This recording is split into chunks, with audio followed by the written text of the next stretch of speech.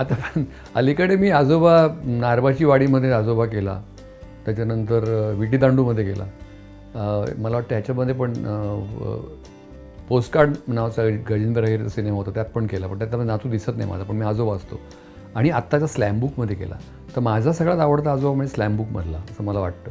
हां, याचं कारण असं की ह्याच्यामध्ये ते माझ्या नातवाचं प्रेम प्रकरण आहे. त्याचं पहिलं आयुष्यातलं प्रेम आहे. त्याचं एक नवेपण आहे, नवखेपण आहे, ताजेपण आहे त्या प्रेमाचं. आणि टिपिकल आजोबांसारखं काय करतोय हा, असं ते त्याच्यावर वॉच न ठेवता किंवा त्याची कंप्लेंट, त्याची तक्रार त्याच्या आईवडिलांकडे न करता, हे आजोबा त्याला उत्तेजन देतात त्या प्रेमामध्ये. त्याच्या प्रेमामध्ये मार्ग शोधतात, त्याला ते कसं करावं ते सांगतायत. तर हा आजोबा खूप खेळकर आणि सकारात्मक वृत्तीचे आजोबा मी साकारले त्याच्यामध्ये. तर ते त्याला ॲडवाईस करतात, त्याला ते त्यात कसा मार्ग काढायचं सांगतात. आणि त्याला एक त्याच्यामागची फिलॉसॉफी पण सांगतात, तत्त्वज्ञान पण सांगतात की प्रेम ही फक्त देण्याची गोष्ट आहे. एक्सपेक्ट करू नकोस, काही अपेक्षा करू नकोस, असं काही त्याला सांगतात. म्हणून मला खूप आवडतात. मी त्या नातवाबरोबर नातवाच्या वयाचं होऊन किंवा कधी मोठं होऊन हे त्याला दोन्ही प्रकारे त्याच्या बरोबरचा मित्र समजून पण हे करतात आणि आजोबा समजून ॲडवाईस पण करतात. असे दोन्ही रोल्समधले आजोबा आहेत, म्हणून मला ते खूप आवडतात. त्याच्यामध्ये एक असं माझ्या तोंडी वाक्य आहे की तो मला विचारतो की मी त्याला प्रपोज करू का. प्रपोज हा फार जड शब्द आहे रे, दडपण येतं. तू प्रपोज नको करू, तुझ्या मनातलं सांग तिला. आवडणाऱ्या मुलीला प्रपोज करू का. तो असतो 11वीतला आणि ती आहे 12वीतली, असं दाखवलं सिनेमात. आणि ते डेअरिंग होत नाही त्याला. तर मी म्हणतो की असे कठीण शब्द नको वापरूस तू. प्रपोज वगैरे फार औपचारिक किंवा फॉर्मल वाटतं, म्हणजे असं ऑफिशियल वाटतं प्रपोजनं.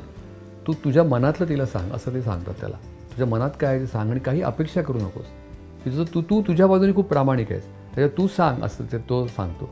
मला वाटतं खूप छान ॲडवाईस आहे. म्हणजे आपल्या मनातलं सांगणं, मनातलं व्यक्त करणं. आणि त्या दृष्टीने स्लॅम बुक हा काळ 2000 सालच्या आसपासचा असावा. ऋतुराज दालगडेंनी ते केलेली फिल्म आहे, लिहिलेली आणि दिग्दर्शित केलेली. तर त्यावेळेला स्लॅम बुक हा प्रकार होता. तर मनातलं सांग म्हणजे ते कसं करायचं की ते ग्रुपमध्ये मी स्वतः वापरलेलं नाही कधी, पण मी जे ऐकले ते असं की ते एखादी मुलगी आवडली त्या मुलीकडे तो द्यायचा आणि तुझ्या आवडीचा आहे बरं सांगायचा, ती मुलाकडे द्यायची वगैरे. आणि मग ते ताडून पाहायचे, ते कम्पेअर करायचे की हिच्या आवडीच्या गोष्टी कुठल्या, माझ्या आवडीच्या गोष्टी कुठल्या. आणि मग कदाचित ती मनं जुळायची. असा तो गोड प्रकार होता. आताच्या सोशल मीडियाच्या काळामध्ये पुष्कळ हे फेसबुक आहे, तुझं ट्विटर आहे, अमुक आहे तमुक आहे. या सगळ्याच्यामध्ये कदाचित हा जरा गोडपणा किंवा थोडं एक संकोच ठेवून प्रेम व्यक्त करणं हा हरवला असावा असं मला वाटतं. तर त्या स्लॅम बुकची ही एक गंमत त्याच्यामध्ये आहे की स्लॅम बुक भरायला हे तर आजोबांना सांगतोय काय आहे स्लॅम बुक, आजोबा विचारतात, मग तो सांगतो स्लॅम बुक अमुक अमुक असतं म्हणून. तसं स्लॅम बुक त्याच्यामधलं पार्टिसिपेट आहे. आणि प्रपोज करू नकोस, तुला मनातलं सांग, असं तो त्याचा ॲडवाईस आहे आपल्या नातवाला आजोबांचा. ही गंमत असते. म्हणजे एकतर आपल्या वयाप्रमाणे ते आजोबा असतात, त्यांचं स्वतःचं एक अनुभव विश्व असतं. आणि लहान मुलामध्ये त्याच्या वयाचं होऊन त्याच्या जगाचा सुद्धा तो अनुभव कसा घेतो हे पाहणं आणि जर गरज पडली तर त्याला ॲडवाईस करणं, ह्याची जी गंमत आहे ती स्लॅम बुकमधल्या आजोबांमध्ये मला आढळून आली. मला असं वाटतं की त्या कॅरेक्टरच्या भावभावनांशी तुम्ही एकरूप व्हायला पाहिजे. आणि तुमच्या आजूबाजूची पात्र आहेत, मग इकडे नातू आहे समजा, नातू किंवा आणि कोणी माझ्याबरोबर एक कुशल बद्रिकेने रोल केला आहे तो विष्णू नावाचा.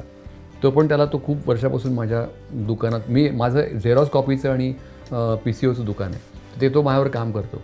तर आजूबाजूच्या लोकांचं विश्व काय आहे, लोकांचं एकूण हे काय आहे, त्याच्यामध्ये इंटरेस्ट घेणं, त्याच्यामध्ये रस घेणं, हे प्रकार जे आहेत. खरोखर माणसांवर प्रेम करणं, त्यांच्या एकूण या सगळ्या त्यांच्या ज्या काही भावभावना आहेत स्वतःच्या आणि त्यांच्या, याच्यामध्ये स्वतः लक्ष घालणं, ह्याच्यामध्ये ती गंमत खूप ह्याच्यामध्ये आहे असं मला वाटतं. त्याच्यामुळे हे स्किल म्हणजे एकतर आयुष्यामध्ये एक सकारात्मक दृष्टी ठेवून एन्जॉय करणं, त्याचा आयुष्याचा आनंद घेणं आणि तो आनंद आपल्या आजूबाजूच्या लोकांना देणं, ह्या स्लॅम बुकच्या ह्याच्यामध्ये नातवाला त्याला आनंदित करण्याचा प्रयत्न करणं, त्याला आनंदित राखण्याचा प्रयत्न करणं, त्याला उत्तेजन देणं, त्याला एक धीर देणं, ह्या सगळ्या गोष्टी तो करतो. आणि म्हणून असं वाटतं की ह्याच्यात वेगळेपणा आणि त्यात गंमत आहे. आणि हे त्यातलं एक रहस्य आहे मला असं वाटतं की आजूबाजूच्या जगावर प्रेम करणं, आजूबाजूच्या माणसांवर प्रेम करणं. तर आमचा असा हा स्लॅम बुक चित्रपट 21 ऑगस्टला रिलीज होतो आहे. ऋतुराज दलगडे ह्या अगदी नव्या उमेदीच्या आणि उत्साहाने लेखन केलेल्या कलाकाराचा त्यांनी लेखन पण केलं आहे, दिग्दर्शन पण केलं आहे. त्याचा हा पहिला चित्रपट आहे.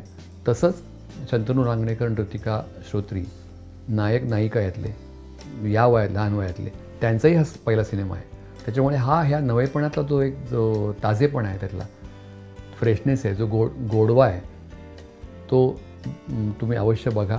आणि स्लॅम बुकला एक वेगळा अर्थ देणारा सिनेमा आहे आणि हा तुम्हाला एक मनोरंजनात पण घेऊन जाईल आणि तुमची करमणूक पण करेल आणि तुम्हाला अंतर्मुख पण करेल असं मला वाटतं. जरूर बघा. 21 ऑगस्टला रिलीज होतो आहे स्लॅम बुक.